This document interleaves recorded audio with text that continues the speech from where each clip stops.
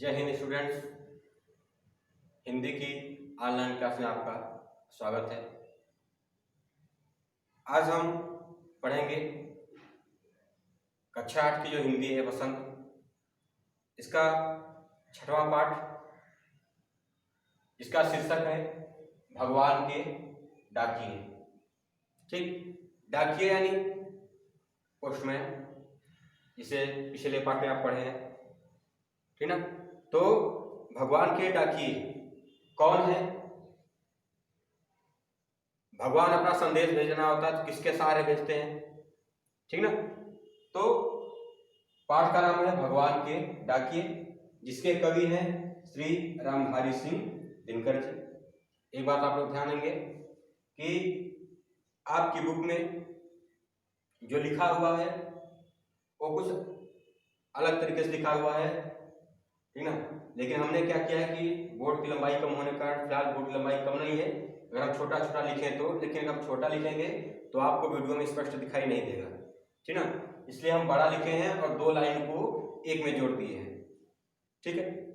तो आप लोग इसमें कंफ्यूज नहीं होंगे कि बुक में ऐसा लिखा हुआ है, सर जी ऐसा लिखे हैं, ठीक ना। आपको केवल अर्थ समझना है, इसलिए हम ऐसा लिखे कि आपको साफ साफ दिखाई दे, ठीक है। तो चलते हैं भगवान के डाकिए। जो भगवान के डाकिए हैं, संदेशवाहक हैं, ठीक।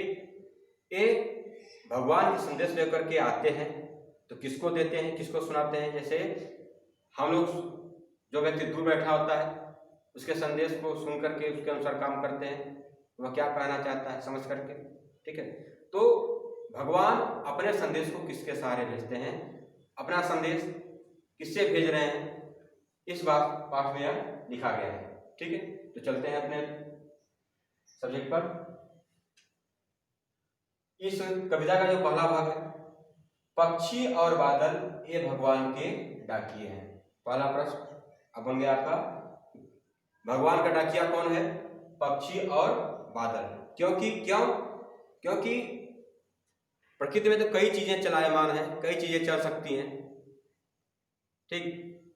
डाकिया जो था, जो पोस्टमैन होता है, उसका काम होता है यहाँ का संदेश लेकर के वहां तक जाना, ये जगह का संदेश दूसरे जगह तक पहुंचाना। और वह पहुंचेगा कब? जब वह चलेगा। तो चलने के लिए तो संसार की कई चीजें चल रही हैं, ठीक है। लेकिन प्रकृति के अंदर जो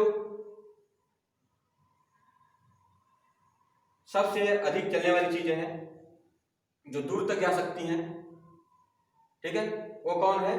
पक्षी और बादल। ये स्वतंत्र हैं, ठीक। ये कहीं भी, कभी भी, कितनी भी दूर जा सकते हैं, ठीक है। जिस तरह से पोस्टमैन कहीं भी जा सकता है, कभी भी जा सकता है, कितना दूर हो वो संदेश लेकर के जाता है। तो ये जो पक्षी और बादल हैं, ये भगवान के संदेश को लेकर के कहीं भी, कभी भी, कितनी भी दूर जा सकते हैं, ठीक है। जो एक देश से दूसरे, जो एक महादेश से दूसरे महादेश को जाते हैं। कौन से पक्षी उनके डाकिए हैं? वे पक्षी और बादल जो एक महादेश से दूसरे महादेश को जाते हैं। भगवान का संदेश लेकर के एक महादेश से दूसरे महादेश तक जाते हैं, वे पक्षी और बादल भगवान के डाकिए हैं, ठीक है। इतना समझ आ गया। हम तो समझ नहीं पाते हैं, मगर उनकी लाई चिट्ठियां पेड़ पौधे पानी और पहाड़ बाँचते हैं।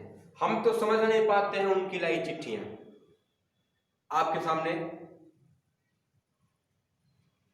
कोई चिड़िया आकर के बोलने लगे तो आप उनकी बात को नहीं समझेंगे, ठीक है।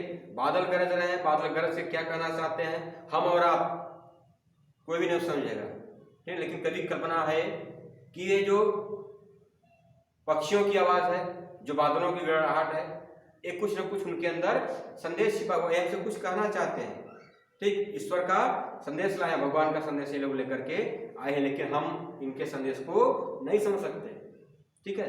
तो उनके संदेश को समझता कौन है? हम तो समझ नहीं पाते हैं, हम ईश्वर के संदेश को, भगवान के संदेश को नहीं समझ पाते हैं, मगर उनकी लाई हुई चिट्ठियां, किसकी लाई हुई? पक्षी और बादल। ये जो पक्षी और बादल संदेश लेकर के आए हैं, इस संदेश, उनकी चिट्ठियों को पेड़ पौधे पानी और पहाड़ बाँचते हैं। बाँचना मन होता है पढ़ना, ठीक ना। भगवान का जो संदेश है, भगवान संदेश को कौन पढ़ता है? पेड़ पौधे पक्षी और पहाड़ बाँचते हैं, पढ़ते हैं, समझ जाते हैं। कहने मतलब कि जो प्रकृति का संदेश है, जो भगवान का संदेश है, उस भगवान के संदेश को भगवान के ही जीव जो उनकी भाषा को समझते हैं वो लोग समझ जाते हैं, लेकिन हम इंसान जो है भगवान के संदेश को नहीं समझ पाते हैं। ठीक है, यहाँ तो हो गया। आगे चले। हम तो केवल यह आंकते हैं, आंकना, आंकना माने समझना, ठीक, महसूस करना। हम तो केवल यह समझते हैं कि एक देश की धरती दूसरे देश को सुगंध भेजती है। हम तो केवल यह समझते हैं कि एक धरती दूसरे देश की धरती को सुगंध भेजती है। कैसे? हवा के माध्यम से, ठीक है। और वह सौरभ हवा में तैरते हुए पक्षियों की पंखों पर गिरता है। और वह जो सौरभ है, सौरभ यानी सुगंध, और वह जो एक देश की सुगंध है, एक देश के फूलों की जो सुगंध है, एक देश के जो प्यार है, ठीक, वह हवा में तैरते हुए पक्षियों के परों पर गिरता, पर माने पंख, पांखों पर, ठीक। और वह सौरभ हवा में तैरते हुए पक्षियों की पांखों पर गिरता है। वह जो सुगंध है, वह जो हवा में पक्षी उड़ रहे हैं, इन उड़ते हुए पक्षियों के पंखों पर वह जो सुगंध है तैरता है। अर्थात जो पक्षी होते हैं वे एक देश की सुगंध अपने पंख में लगा करके, एक देश की सुगंध अपने पंखों पर ले करके दूसरे देश तक पहुंचाते हैं।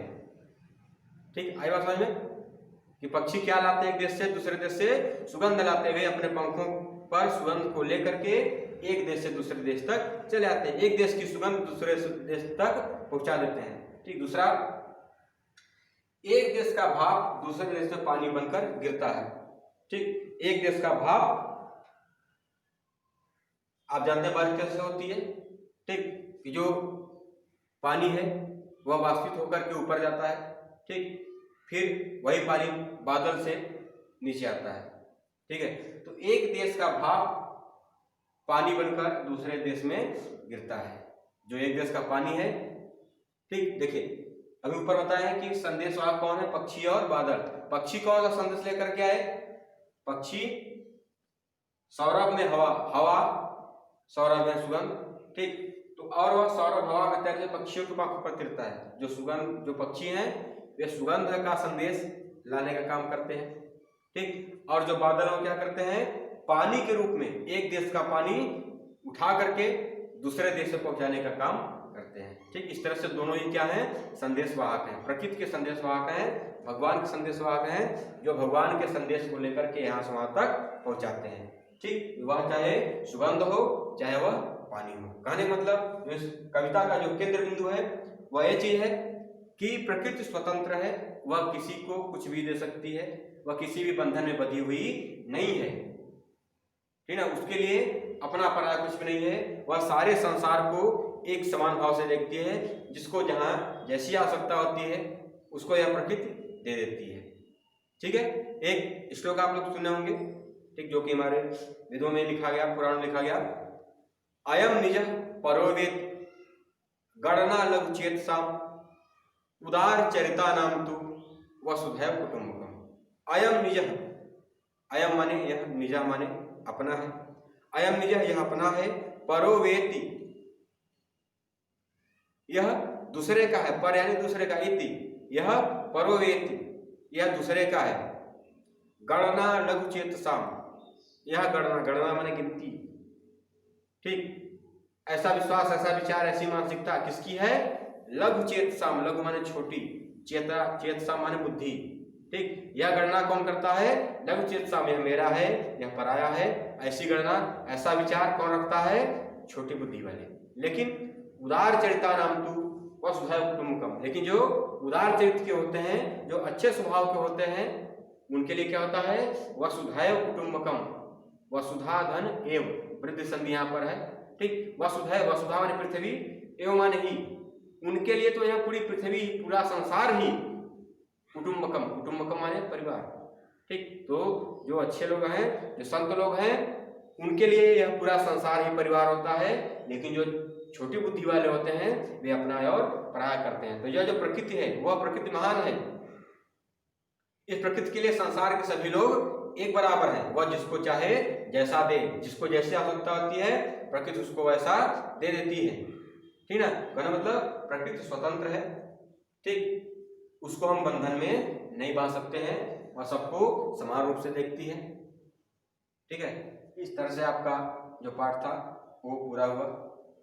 अगर आपको कहीं पर किसी प्रकार की दिक्कत समझ आ रही है तो आप कमेंट करके पूछ लीजिए, और वीडियो को लाइक करें और हमारे चैनल को सब्सक्राइब करें, क्योंकि आप जान रहे हैं कि हम हिंदी के साथ म्यूजिक के भी टीचर हैं, जैसे इसमें जो आपकी रिकॉर्डिंग वाली म्यूजिक रूम में हो रही है, ठीक ना। तो अगर म्यूजिक के भी वीडियो अगर हम डाल रहे हैं तो म्यूजिक की भी जानकारी आपको कुछ मिलती रहे, ठीक ना।